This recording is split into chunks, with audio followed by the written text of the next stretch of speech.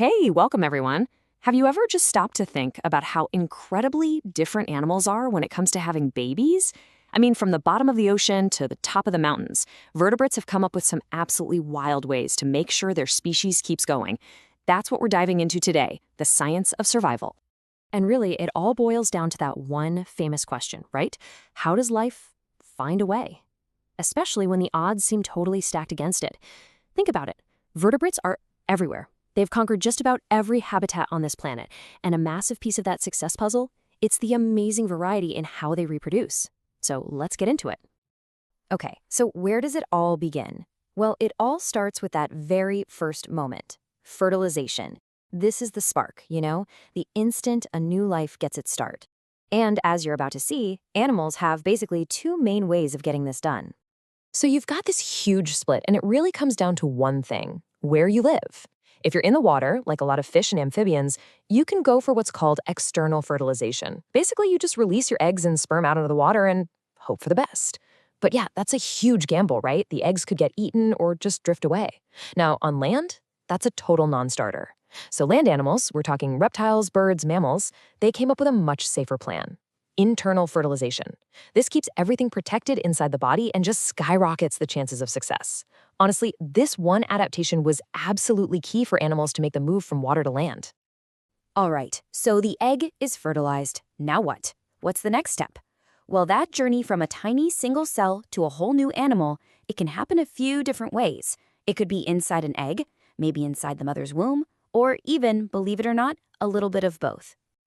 So here we have the three main strategies laid out. First up, you've got Oviparous. This is the classic egg-laying one you're probably thinking of. Birds, most reptiles, you know the drill. The egg is like a little self-contained lunchbox with all the food the baby needs. Then, on the complete other end, you have viviparous. That's live birth. Think mammals, like us. The embryo gets all its food directly from mom. But there's this really cool middle ground called ovoviviparous. Check this out. The eggs develop and actually hatch inside the mother.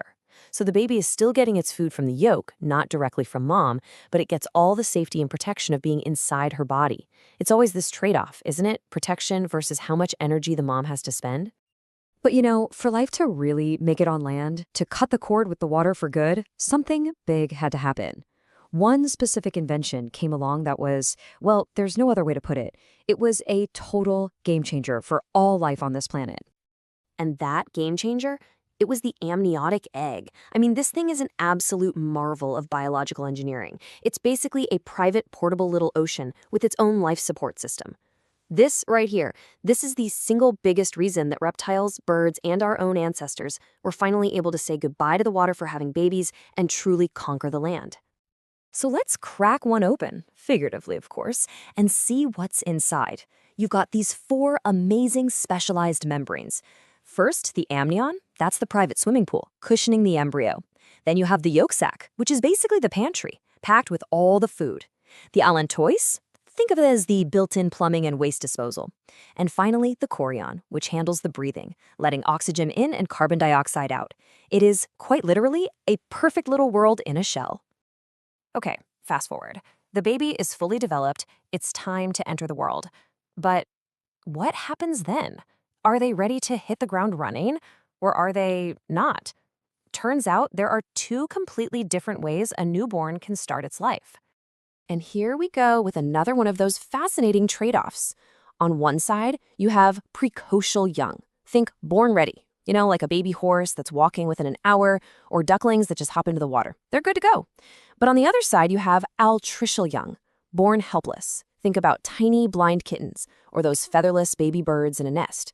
Or hey, human babies. They are completely dependent and need a ton of care.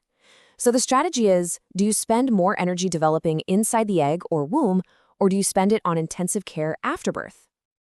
And that question leads us perfectly into the last big piece of this survival puzzle: parental care. Once the baby is born or hatched, what's the plan? How much time and energy does a parent pour into raising its young? And boy, do the answers to that question vary across the animal kingdom. Yeah, there's actually a term for this. Biologists call it parental investment. And the idea is really simple but profound.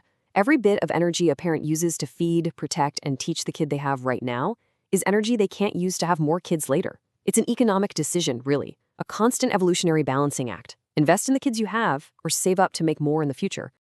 This chart just lays it out so clearly. Look at this. Over here, you've got fish. Their strategy, let's call it quantity over quality. They might release millions of eggs and then just peace out, zero parental care. So you have a huge number of potential offspring, but the chance of any single one making it is tiny. Now flip over to the other side. You have mammals, like us or wolves or elephants. Their strategy is the complete opposite. They have very, very few babies, but they pour a ton of energy into them, protecting them, feeding them, teaching them. And what's the result? A way, way higher chance of survival for each one. So as we start to bring this all together, there's one thing you've got to remember. There is no best way to do this. It's not like one strategy is a winner and the others are losers.